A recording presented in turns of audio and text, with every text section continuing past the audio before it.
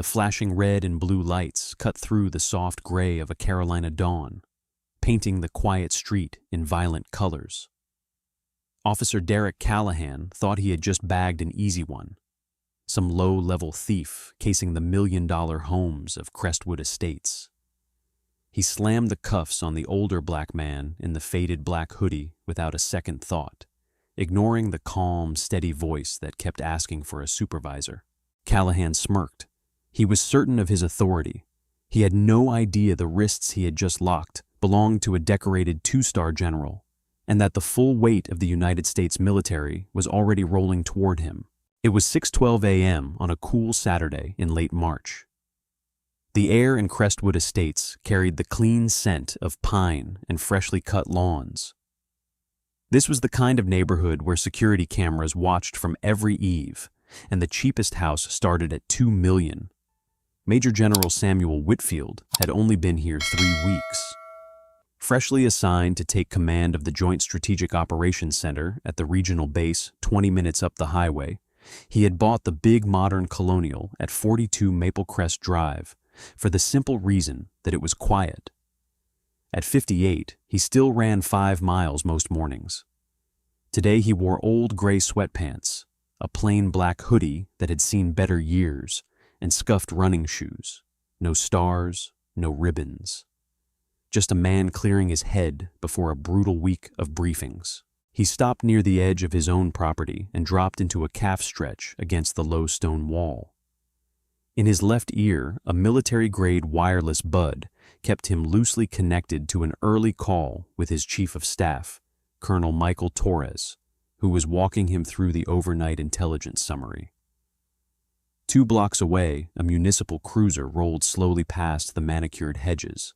Behind the wheel sat Officer Derek Callahan, 6 years on the job, a man whose personnel file was salted with excessive force complaints and racial profiling allegations that the Union always managed to bury. Riding shotgun was Officer Ethan Brooks, 6 months out of the academy, still idealistic, still eager to please the senior man who had been assigned to train him. Callahan's eyes locked on the figure in the hoodie. "Look at this guy," he muttered, easing the cruiser to a crawl. Brooks glanced up from the computer. "Looks like someone's stretching, Derek." "Nobody jogs in a hoodie that beat up around here, kid. This is Crestwood. Homes start at $2 million. He's casing the place, checking sight lines." Brooks hesitated. "We don't even have a description of the porch pirate from last week." "I don't need a description," Callahan snapped. He hit the gas and swung the heavy cruiser hard to the curb, tires chirping against the silence. Samuel Whitfield turned his head at the sound. He watched with mild curiosity as the police car blocked the sidewalk inches from his feet. The overhead lights weren't on yet, but the message was clear. Callahan stepped out, right hand already resting on the butt of his service weapon. "Hey, keep your hands where I can see them." Whitfield rose slowly to his full 6'2". Military posture settled onto him without conscious thought. Shoulders squared, spine straight. He did not throw his hands up in panic. He simply looked at the officer with the calm, measuring gaze of a man who had assessed threats in active war zones. "Good morning, officer. Is there a problem?" "I'm asking the questions here," Callahan barked, stepping into the older man's space. He was shorter and tried to make up for it by puffing his chest. "What are you doing in this neighborhood?" "Stretching my legs." Through the earbud, Colonel Torres's briefing had gone quiet. Whitfield tapped the bud once. "Stay on the line and listen." "Stretching your legs," Callahan repeated, a sneer curling his lip. "You live around here?" "I do. What's the address?" Whitfield pointed one finger at the big colonial directly behind him. "Right there, number 42. Callahan laughed, a harsh, dismissive sound. "Right, you live in the Miller house, the one that just sold for $2.5 million. I'm not familiar with the previous owners, but yes, I purchased this property 3 weeks ago." Whitfield's voice stayed perfectly level, though his eyes narrowed a fraction. He recognized the tone. He had dealt with men like Callahan long before the stars ever went on his shoulders. "Let's see some ID." "For standing on my own property?" Whitfield's voice cooled several degrees. "Unless I am suspected of a crime, officer, I am under no legal obligation to produce identification simply because you demand it. You match the description of a suspect involved in multiple burglaries in this area," Callahan lied easily, closing the distance. "Now give me your ID or I'm detaining you." Brooks had stepped out on the passenger side and lingered near the trunk. "Derek, maybe we should just—" "Shut up, Brooks." Callahan never took his eyes off Whitfield. "Last chance, buddy. ID now." "Officer," Whitfield said, his voice dropping into the register of pure command, "you are operating on false premises. I suggest you take a step back, run the plates of the vehicles in that driveway, and rethink your approach." The complete absence of fear in the black man's voice infuriated Callahan. To him, the calmness was defiance. The articulate speech was disrespect. "All right, that's it. Hands behind your back." He lunged, grabbing Whitfield's left wrist hard. Every combat-honed muscle in the general's body tightened for a fraction of a second. He could have broken the grip, disarmed the man, and had him on the ground in under 3 seconds. But Whitfield's mind ran the algorithm instantly. He was a black man in a hoodie facing an angry, prejudiced officer with a gun. If he fought, he would be shot. If he complied, he would win the larger war later. He forced every muscle to relax and let Callahan twist the arm behind his back with unnecessary force. "I am complying," Whitfield said loudly and clearly, making certain Colonel Torres heard every word. "I am not resisting. You are making an unlawful arrest on my private property." "Save it for the judge," Callahan grunted, slamming the heavy steel cuffs onto the general's wrists. He shoved Whitfield roughly against the side of the cruiser. The cold metal bit into the older man's cheek. Brooks flinched. "Derek, take it easy. He's not fighting you." "He was resisting," Callahan lied, patting the general down with rough, invasive hands. He kicked the inside of Whitfield's ankles. "Spread 'em." Whitfield stayed silent, jaw locked. He breathed in through his nose and out through his mouth the way he had trained himself to do under fire in Fallujah. Let the man hang himself, he thought. Let him dig the hole so deep he can never climb out. Callahan pulled a slim black leather card holder from the front pocket of the sweatpants. "Let's see who you really are." He flipped it open. Inside were a North Carolina driver's license, a Black American Express card, and a Department of Defense Common Access card. He shone his flashlight on the license, even though the sun was already rising. "Samuel Whitfield, Charlotte address. I knew you didn't live here." "I told you I just moved in," Whitfield said steadily, face still pressed to the cruiser. "The address hasn't been updated yet. If you look behind the license, you'll find my primary identification." Callahan snorted, pulled out the military ID, and glanced at it. Bias had already drawn a permanent filter over his eyes. He saw the photograph of a black man. He saw the barcode and the smart chip. His brain simply refused to process the words Major General or the two distinct silver stars printed beside the name. "What is this? Some kind of fake contractor badge?" He tossed the card back into the wallet. "You think buying a fake badge online gets you a free pass to prowl around rich neighborhoods?" Brooks stepped closer, catching a glimpse of the card before Callahan shoved the wallet into his own uniform pocket. "Wait, Derek, let me see that for a second. That looked like a DOD. It's a fake, Ethan. Stop questioning me." Callahan grabbed Whitfield by the shoulder, spun him around, and shoved him hard into the back seat of the cruiser, deliberately pressing down so the general's head struck the doorframe. Whitfield absorbed the impact without a sound and slid into the stale, already warming air of the cage. The door slammed. The lock clicked. His earbud had been knocked loose in the struggle, and had fallen into the hood of his sweatshirt, completely unnoticed. Faintly against his collarbone, he could still hear Colonel Torres's frantic voice. General Whitfield. Sir, are you there? I have the Provost Marshal on the line. Base security is rolling. Do you copy? Whitfield could not reach the bud, but he spoke clearly enough for the microphone to catch it. I am secure. Track my phone's GPS. Inform Lieutenant General Brennan. Outside the car, Callahan leaned against the trunk, scribbling furiously on a notepad. Brooks paced, gut churning. Derek, I'm telling you we need to run that ID through the terminal. He's a nobody, Brooks, a thug who wandered into the wrong zip code. Callahan pointed a pen at the rookie's chest. I'm charging him with prowling, resisting arrest, and providing false identification. He didn't resist, Brooks argued, finally finding a shred of spine. And he's standing in front of the house. What if he actually lives there? Then he can prove it to the magistrate. Callahan climbed into the driver's seat and fired the engine. Brooks reluctantly got in and stared through the thick plexiglass at the quiet man in the back. Whitfield met the young officer's eyes in the rearview mirror. The general's gaze was not angry. It was cold, calculating, and terrifyingly calm. The look of an apex predator patiently waiting for the trap to spring. Brooks felt a cold sweat break across the back of his neck. Officer Callahan, Whitfield said through the partition, voice cutting cleanly through the hum of the air conditioning. I am formally requesting that you contact your watch commander. Furthermore, I advise you to actually read the military identification card you confiscated from me.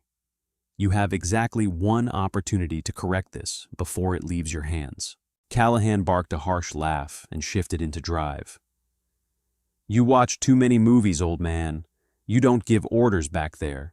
You sit down, shut up, and enjoy the ride to county. Very well, Whitfield replied softly, leaning back against the hard plastic. You were warned. As the cruiser pulled away from the curb, Callahan reached for the radio to call in the transport. He had no idea that 12 miles away, the massive steel gates of the military installation had just swung open. 3 black-armored Chevrolet Suburbans, flanked by 2 heavily armed military police cruisers, were already tearing down the highway, sirens wailing, lights flashing, carving through the morning commute like a blade. Lieutenant General Thomas Brennan, the base commander and Whitfield's immediate superior, sat in the lead vehicle. Brennan was not a man who tolerated mistakes, and he absolutely did not tolerate local law enforcement putting hands on his officers. I want that police cruiser intercepted before it reaches the precinct, Brennan barked into the encrypted radio, face flushed with controlled fury. And I want the badge numbers of every officer involved. They just declared war on the wrong man. Inside the municipal cruiser, the silence was thick and hostile. Whitfield sat completely still, hands cuffed tightly behind his back, the metal biting deeper with every bump. He focused on the rhythmic hum of the tires and let his training govern every physiological response. Heart rate, a steady 60 beats per minute. He did not speak. He did not complain. He simply waited. In the front passenger seat, Ethan Brooks was losing the battle with his own rising panic. He could not shake the memory of that cold, authoritative gaze. That was not the look of a frightened burglar. That was command. Discreetly, shielding the screen from Callahan's peripheral vision, Brooks pulled out his phone and typed the name he had glimpsed on the driver's license, Samuel Whitfield.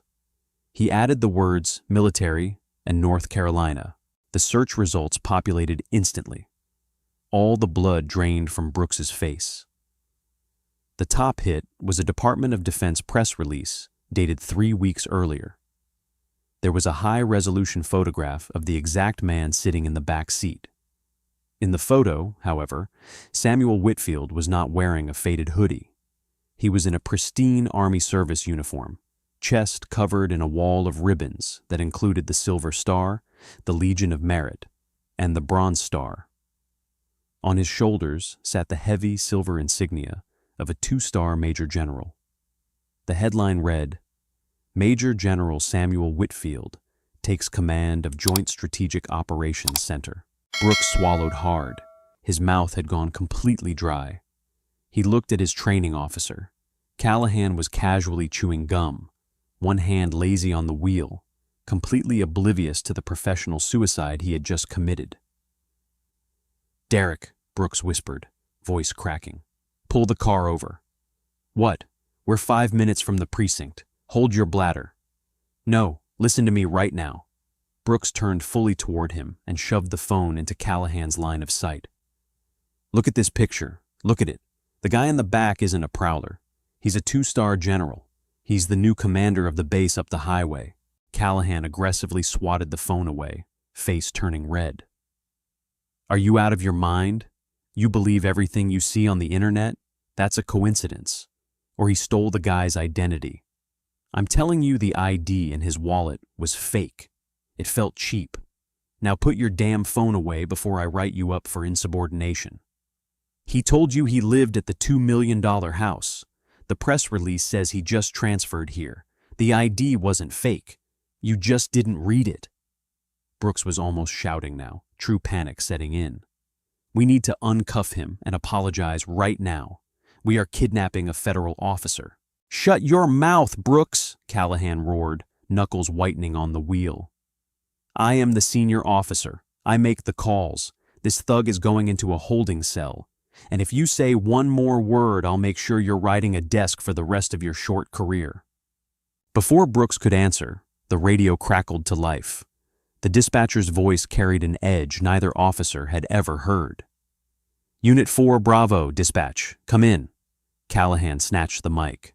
4 Bravo. Go ahead." 4 Bravo. Pull over immediately and secure your location. Advise your coordinates. We are receiving emergency communications from the Department of Defense. They are tracking your vehicle." Callahan froze, microphone hovering near his lips. "Repeat, dispatch. DOD is tracking us for what?" "They state you have unlawfully detained a high-ranking military official. The base commander is en route to your location with a heavily armed detail. Do not proceed to the precinct. I repeat, do not proceed. Pull over immediately." A heavy, terrifying silence filled the front seat. Brooks stared at Callahan, eyes wide. "I told you," he whispered. "I told you." Callahan's arrogant facade finally cracked, replaced by stubborn, desperate denial. No, it's a trick. He's got somebody on the outside making fake calls. I'm not pulling over. We're going to the station to sort this out." He pressed harder on the accelerator. They crested the rise on Ridgeway Boulevard, and the decision was taken from them. Approaching from the opposite direction at terrifying speed was a convoy of 3 matte black armored Suburbans, flanked by 2 military police cruisers, their blue and red tactical lights blinding. The heavy military sirens drowned out everything else. "Holy," Callahan muttered. The lead Suburban did not slow to pass. It swerved aggressively across the double yellow line and hurtled directly into the path of the police cruiser. Callahan slammed the brakes. Tires screamed. The interceptor skidded to a violent halt.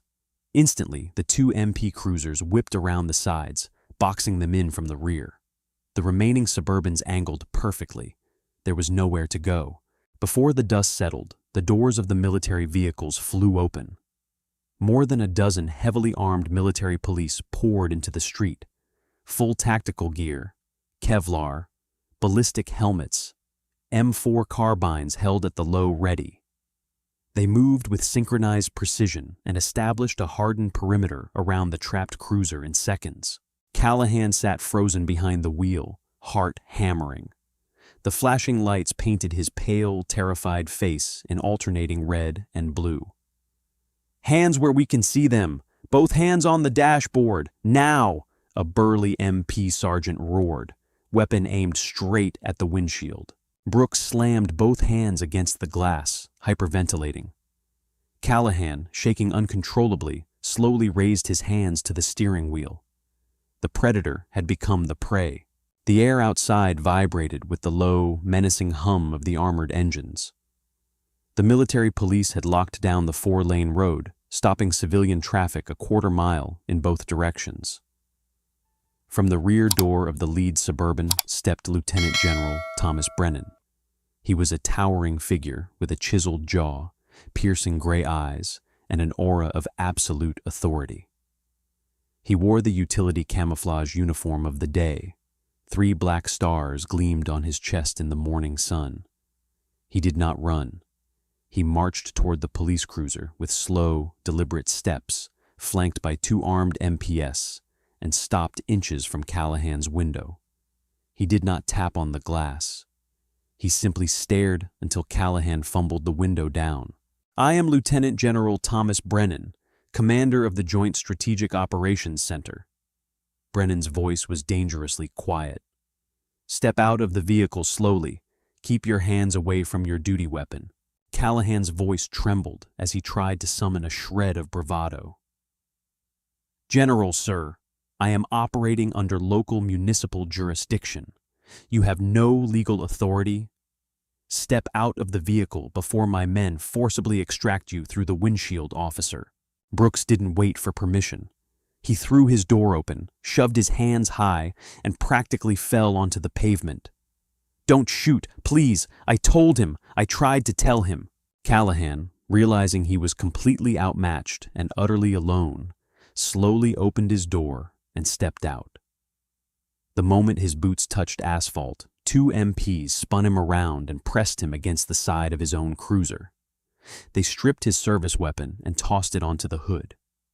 "Hey, you can't do this. I'm a sworn officer of the law," Callahan yelled, though his voice cracked. Brennan ignored him.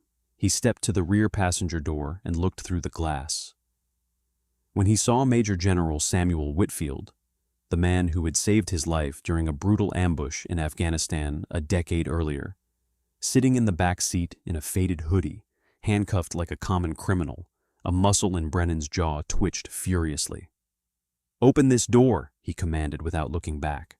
Brooks practically sprinted over, hands shaking so badly he dropped the keys twice before unlocking the rear door. Whitfield stepped out into the cool air, rolled his broad shoulders, and stood perfectly composed. Deep red indentations circled his wrists. "Sir," Brennan said, voice softening as he executed a crisp salute. "At ease, Thomas." Whitfield returned the salute, despite the cuffs that had only just been removed. An MP had already unlocked them. The heavy steel hit the pavement with a sharp clatter. Whitfield rubbed circulation back into his wrists.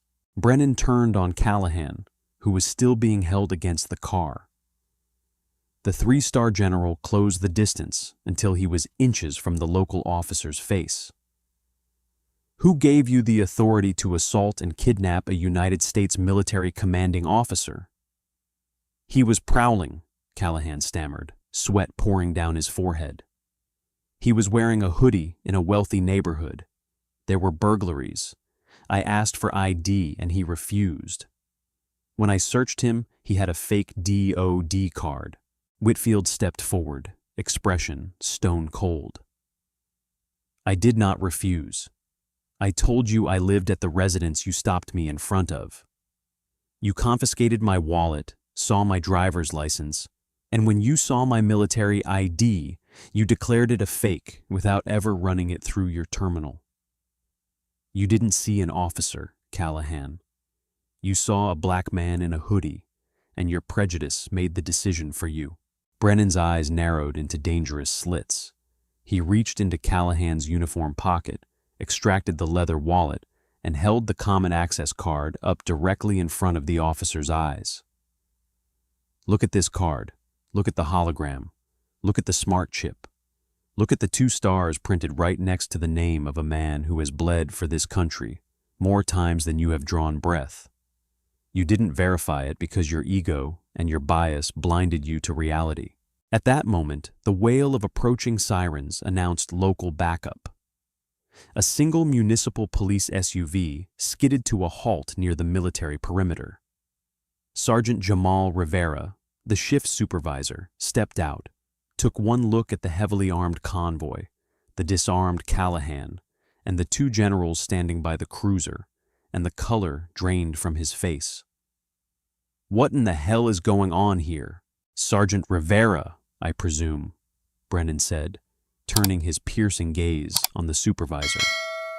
Your officer has just unlawfully detained Major General Samuel Whitfield under false pretenses, used excessive force, and ignored valid federal identification. Rivera looked at Callahan. Horror dawned in his eyes. He had warned the man for years about aggressive profiling. Now the idiot had arrested the Pentagon's newest regional commander. General, I am profoundly sorry. I assure you this is not how this department operates. Save your apologies, Sergeant, Whitfield said, voice resonant with quiet command. Officer Callahan has demonstrated a profound danger to the public he swore to protect. He operates on racial bias rather than legal procedure. He escalated a peaceful interaction into a physical assault because his authority was not blindly worshipped. Whitfield stepped closer to the terrified Callahan. He did not raise his voice. He did not have to. The quiet intensity of his words carried more weight than any shout. You thought you were putting me in my place this morning, officer. You thought the badge on your chest gave you the right to strip a man of his dignity simply because you didn't like the way he looked. But you chose the wrong man. And today, your career ends. The crisp morning air now felt heavy with consequence. On the asphalt of Ridgeway Boulevard, the flashing lights of the military convoy and local cruisers painted a chaotic canvas. Officer Derek Callahan stood frozen against the side of his vehicle, stripped of his service weapon and his pride. Sergeant Rivera did not hesitate. He had spent years watching Callahan walk the razor edge of departmental policy, knowing the man harbored deep-seated prejudices, but lacking the definitive proof needed to bypass the union's protection. Now the proof stood right in front of him, flanked by 3-star brass and a convoy of heavily armed federal troops. Officer Callahan, Rivera said, voice stripped of any collegial warmth. Turn around and place your hands behind your back. Callahan's head snapped up, eyes wide with betrayal and terror. Sarge, you can't be serious. You're going to arrest me? I made a mistake. It was a misunderstanding. I thought he was a suspect from the Crestwood burglaries. You didn't make a mistake, Derek. You made a choice. Rivera pulled his own pair of steel handcuffs from his belt. You ignored protocol. You ignored valid federal identification. And you assaulted a citizen without probable cause. Turn around, now. Trembling violently, Callahan turned and placed his hands behind his back. The sharp metallic clicks of the handcuffs locking into place echoed across the silent highway. The profound irony was lost on no one. The exact same restraints Callahan had forced onto Major General Whitfield minutes earlier were now biting into his own wrists. Derek Callahan, you are under arrest for false imprisonment, official misconduct, and assault under color of law. Rivera recited the Miranda rights with practiced mechanical rhythm, ensuring every word was captured by the dash cameras of the surrounding vehicles. In the background, Lieutenant General Brennan turned to Whitfield. Sir, my medical staff is on standby at the base. I strongly suggest we have you examined to document the abrasions on your wrists. That won't be necessary, Thomas, but I do want Major Elena Vargas from the JAG Corps dispatched to the municipal precinct immediately. I want a federal chain of custody established for the dash cam and body cam footage before anyone has a chance to experience a technical malfunction. Consider it done. Brennan pulled a secure satellite phone from his vest. Meanwhile, rookie officer Ethan Brooks leaned against the hood of a military cruiser, head buried in his hands, physically shaking as the adrenaline crash hit. Rivera walked over and placed a heavy hand on the young man's shoulder. Brooks, look at me. Brooks looked up, face pale. Sarge, I tried to stop him. I swear to God. I looked the general up on my phone. I showed Derek the press release. He just wouldn't listen. He slapped the phone out of my hand. I know, kid. I heard you yelling when you got out of the car. But right now, I need you to be a police officer. You are a material witness to a federal crime. I need your body camera. Unplug it and hand it over. Brooks immediately unclipped the small black camera from his chest rig and handed it over. Rivera sealed it in an evidence bag. The drive back to the municipal precinct was a masterclass in psychological agony for Callahan. Sitting in the hard plastic back seat of the supervisor's SUV, the reality of his situation began to crush him. He was a 6-year veteran. He had a pension. He had a mortgage. In the span of 30 minutes, his entire life had unraveled because his ego refused to accept that a black man in a faded hoodie could own a $2 million home and command an entire military installation. When the convoy pulled into the precinct's secure underground Sally Port, the welcoming committee was already waiting. Chief of Police Harlan Voss, a stern, no-nonsense administrator who had been pulled from his Saturday morning coffee, stood with arms crossed. Next to him stood 2 special agents from the local FBI field office. Rivera opened the rear door and hauled Callahan out by the bicep. Callahan looked up at the chief, searching desperately for a lifeline. "Chief, please!"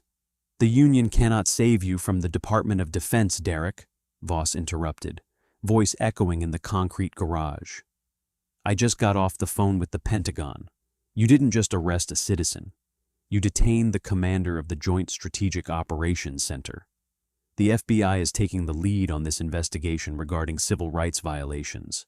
You are stripped of your police powers, effective immediately." Callahan's knees buckled slightly. Rivera held him upright. "Process him," Voss ordered. "Put him in holding cell 4, alone." As Callahan was marched toward the booking desk, the heavy steel doors of the holding cells looming ahead, he realized the inescapable truth. The badge that had shielded him from his own prejudice for 6 years had just been shattered against a wall of undeniable authority. The system he had weaponized was now turning its unforgiving machinery directly onto him. The interrogation room was uncomfortably cold. Stark fluorescent lights hummed with a low, irritating buzz. Callahan sat at the metal table stripped of his uniform shirt, wearing only a standard-issue gray undershirt. His wrists were free, but the phantom pressure of the handcuffs remained. Across the table sat Patrick Donovan, the senior representative for the local police union. Donovan was sweating, continuously mopping his brow with a crumpled handkerchief. He had built a career protecting cops from disciplinary boards with delaying tactics and technicalities. Today, he looked like a man standing on the tracks watching a freight train approach. "Okay, Derek, listen to me," Donovan whispered, leaning forward. "We stick to the script. You had reasonable suspicion. The neighborhood had experienced burglaries. The suspect matched the general description of an adult male. He refused to identify himself properly. You used standard stabilization techniques. It was a good faith mistake." Before Callahan could nod, the heavy metal door clicked open. In walked Special Agent Victor Langley of the FBI, closely followed by Major Elena Vargas, a razor-sharp attorney from the Judge Advocate General's Corps. Vargas placed a thick black briefcase on the table and opened it with 2 crisp snaps. "Good morning, gentlemen," Agent Langley said, pulling out a chair. He did not offer a handshake. "Let's get right to it. Mr. Callahan, you are currently facing federal charges for deprivation of rights under color of law. My client acted within the scope of his duties based on reasonable suspicion," Donovan interjected immediately, puffing out his chest. "General Whitfield was uncooperative, and the identification provided was deemed suspicious in the heat of the moment. We are prepared to argue qualified immunity." Major Vargas smiled, a terrifying, predatory smile. She reached into her briefcase and pulled out a small, portable digital audio player. "Mr. Donovan," she said smoothly, voice laced with absolute confidence. "Are you aware that General Whitfield was on an active open-line conference call with his Chief of Staff, Colonel Michael Torres, at the exact moment your client initiated the stop?" Callahan's stomach dropped into his shoes. The blood drained from Donovan's face. "No," Donovan whispered. "Yes," Vargas continued, tapping the digital player. General Whitfield utilizes a highly sensitive military encrypted wireless earbud. When your client aggressively assaulted him, the earbud fell into the hood of the general's sweatshirt. It recorded the entire interaction with crystal clear audio directly to Department of Defense secure servers. She pressed play. The small speaker crackled to life, filling the interrogation room with Callahan's own voice. "Nobody jogs in a hoodie that beat up around here, kid. This is a gated-style community. He's casing the houses. I don't need a description. I know what doesn't belong." Then came Whitfield's calm, authoritative voice explaining his residence, followed by the sickening sounds of the physical struggle and Callahan's mocking dismissal of the military ID. "It's a fake, Ethan. Stop questioning me. He's a nobody, Brooks. He's a thug who wandered into the wrong zip code." Vargas stopped the recording. The silence in the room was deafening. "As you can hear," Agent Langley said, leaning forward, "there was no reasonable suspicion. There was no good faith mistake. Your client explicitly stated he did not need a suspect description because he knew what didn't belong. That establishes clear, undeniable racial bias and premeditation for a civil rights violation." Donovan slowly closed his notepad. He looked at Callahan, then at the federal agents. He knew a lost cause when he saw one. "I need to confer with union leadership," he said quietly, pushing his chair back. "Frank, Patrick, you can't leave me here," Callahan panicked, grabbing the union rep's sleeve. Donovan gently pried the fingers off his arm. "Derek, they have you on federal audio admitting to profiling a 2-star general. I can't fight the Department of Defense and the DOJ at the same time. You're on your own." As the door clicked shut behind the union representative, the final nail was driven into Callahan's coffin. Major Vargas pulled a secondary stack of files from her briefcase, thick manila folders, each stamped with the police department's internal affairs seal. "This incident gave the Department of Justice the probable cause necessary to subpoena your entire disciplinary jacket, Mr. Callahan," Agent Langley explained, tapping the stack. "We found 7 previous complaints of racial profiling, unlawful detention, and excessive force. All buried by your union, all dismissed by internal reviews. Because you picked the wrong target today, the DOJ is reopening every single one of these cases. You are not just going to prison for what you did to General Whitfield. You are going to answer for every person you bullied when you thought nobody was watching." Callahan buried his face in his hands. A pathetic, sobbing gasp escaped his lips. The armor of his badge was gone. The protection of his union was gone. He was nothing but a broken man, facing the crushing weight of his own karma. Across town, Major General Samuel Whitfield stood in the home office of 42 Maple Crest Drive, looking out over the pristine, quiet neighborhood of Crestwood Estates. His wrists still ached slightly, a physical reminder of the morning's ordeal. He had commanded troops in the most dangerous corners of the globe, fighting to protect the liberties of his country. Today, he had fought that same battle on his own front lawn. He had not used a weapon. He had used patience, intellect, and the uncompromising power of truth. The battle was won, and the streets were a little bit safer. 8 months later, the federal courthouse in downtown Charlotte stood under a hard autumn sky. Inside courtroom 4B, the atmosphere was suffocatingly tense. Derek Callahan sat at the defense table looking entirely diminished, stripped of badge, uniform, and the aggressive bravado that had defined his adult life. He wore an ill-fitting gray suit that hung loosely on his frame. His face was pale and deeply lined from months of sleepless nights in a pre-trial detention facility. His union had abandoned him, leaving him in the hands of a court-appointed federal public defender who looked equally exhausted by the sheer weight of the evidence. Across the aisle, the prosecution table was anchored by Assistant United States Attorney Claire Bennett, a formidable litigator who specialized in civil rights abuses under color of law.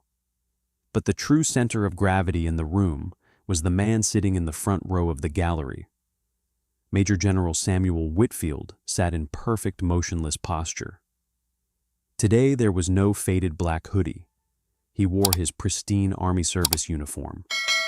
The twin silver stars on his epaulettes gleamed under the recessed lighting, and the rows of colorful ribbons on his chest told a silent, undeniable story of sacrifice and loyalty. Lieutenant General Thomas Brennan sat to his immediate right, a silent, imposing guardian of military solidarity. The trial had been swift and brutal for the defense. Rookie Officer Ethan Brooks had taken the stand on the second day. Brooks had voluntarily resigned from the local force shortly after the incident, unwilling to serve in a department whose culture had bred men like his former training officer. Under oath, he recounted the morning with devastating clarity. Callahan's immediate, baseless assumption, the desperate attempt to show him the Department of Defense press release, the way Callahan had violently swatted the phone away and chosen blind prejudice over documented fact.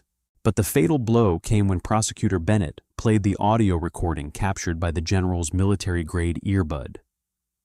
When the audio filled the silent courtroom, Callahan stared down at his trembling hands, unable to meet the eyes of the 12 jurors. Hearing his own voice, arrogant, mocking, dripping with venomous bias, echo off the mahogany walls stripped away any remaining illusion of a simple misunderstanding. The jurors' faces hardened. Several shook their heads in overt disgust. They heard a man who believed his badge was an absolute license to subjugate anyone he deemed beneath him. Now the jury was returning. "All rise," the bailiff called. Judge Harold Sinclair, a stern federal jurist with decades on the bench, took his seat and adjusted his spectacles. He looked down at the jury forewoman, a middle-aged schoolteacher holding a folded slip of paper. "Has the jury reached a verdict?" "We have, Your Honor." Callahan's public defender placed a steadying hand on his client's shoulder. Callahan squeezed his eyes shut, breathing shallow and erratic. On the federal charge of deprivation of rights under color of law, we find the defendant, Derek Callahan, guilty. On the charge of false imprisonment, guilty. On the charge of aggravated assault by a peace officer, guilty. A heavy collective exhale swept through the gallery. Callahan slumped forward, burying his face in his hands as a soft, pathetic sob escaped his throat. There was no outrage, no shouting, only the absolute crushing finality of a system correcting a profound error. Judge Sinclair did not wait for a separate sentencing hearing. The federal guidelines were clear, and the judge's patience with corrupt authority figures was non-existent. "Mr. Callahan, stand up." Callahan struggled to his feet, leaning heavily on the wooden table. Law enforcement officers are entrusted with an extraordinary amount of power. They are given the authority to suspend a citizen's liberty in the pursuit of justice. When that power is weaponized by prejudice, it does not just harm the victim, it fractures the very foundation of public trust. You looked at a decorated military commander, a man who has devoted his life to defending the freedoms you so casually abused, and you saw only a target for your own bigotry. Your actions were not a mistake. They were a manifestation of malice. The judge paused, letting the heavy word settle. "Therefore, it is the judgment of this court that you be remanded to the custody of the Federal Bureau of Prisons for a period of 180 months, 15 years, without the possibility of early parole. You are further barred for life from holding any position of public trust or authority." The gavel cracked through the room like a gunshot. Federal marshals immediately flanked Callahan. They pulled his arms behind his back in the same aggressive, humiliating motion he had used on Whitfield 8 months earlier, and locked heavy steel handcuffs around his wrists. As he was marched down the center aisle toward the holding cells, Callahan locked eyes with General Whitfield for a fleeting second. Whitfield did not gloat. He did not smile. He simply watched the disgraced man walk away with the calm, analytical gaze of a commander watching a neutralized threat removed from the battlefield. Justice had not merely been served, it had been absolute. Outside the courthouse, the autumn sun broke through the clouds. Major General Samuel Whitfield adjusted his service cap and walked down the wide granite steps alongside Lieutenant General Brennan. He had not let the darkness of one prejudiced man infect his spirit. Instead, he used the incident as a catalyst, launching a joint task force between the military base and the local community to sponsor legal education and civil rights training for regional academies.